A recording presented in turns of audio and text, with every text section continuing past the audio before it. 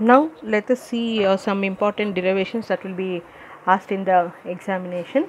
In the previous class I had explained you about this response, right, wherein we saw what is delay time, rise time, peak time and settling time. Now we are supposed to derive for all this. It is very important question he will ask in the examination. He will ask you to write the response and derive for the time. Okay.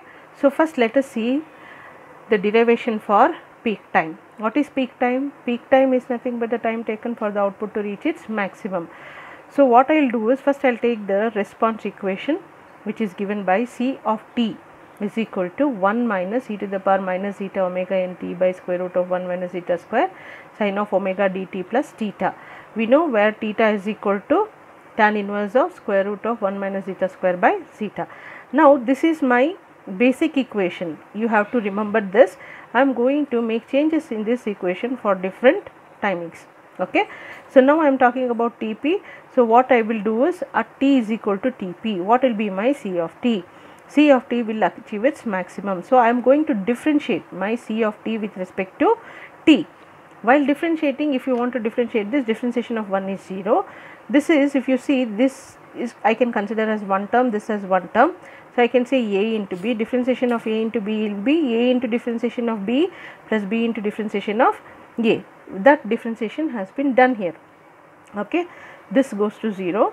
Now A into, so this is A into differentiation of B, that is e to the power minus zeta omega n t by square root of root 1 minus zeta square omega d cos omega dt, and B into, this is my B into differentiation of A, e to the power minus zeta omega n t differentiation is e to the power minus zeta omega n t into differentiation of zeta omega n, that is minus zeta omega n. This will be root 1 minus zeta square. That I am going to equate it to 0, and we know that omega d is omega n into square root of 1 minus zeta square. We are going to substitute it here. So when we substitute,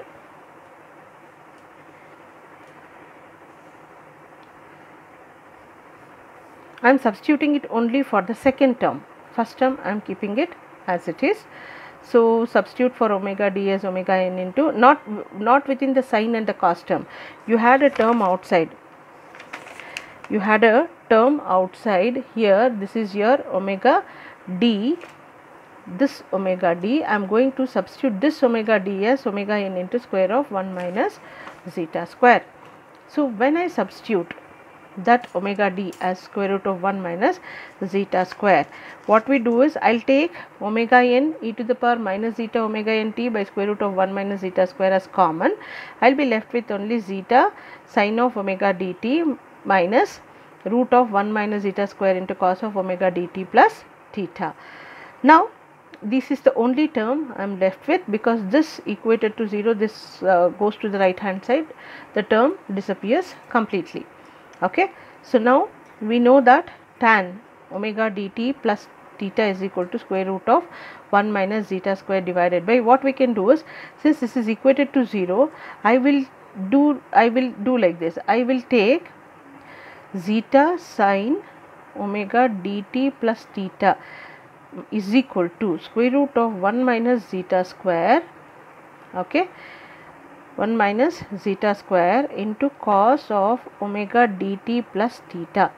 Now sin by cos I can do it, right? So sin of omega dt plus theta divided by cos of omega dt plus theta is equal to, you have this square root of 1 minus zeta square divided by this theta will come here. This can be written as tan.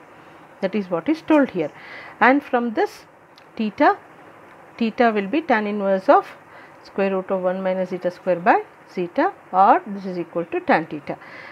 You would have studied about some basic trigonometric functions. What we are going to use here, that is tan of n pi plus theta is equal to tan theta.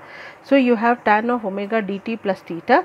So my n pi is nothing but omega dt. If I compare this with this, n pi is omega dt, where n can be any number of values, but because we are talking about the first peak overshoot, understand, first peak overshoot, my n will be always 1.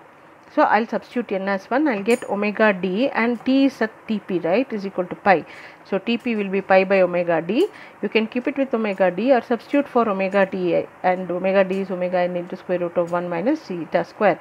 So Tp is equal to pi by omega into square root of 1 minus zeta square second.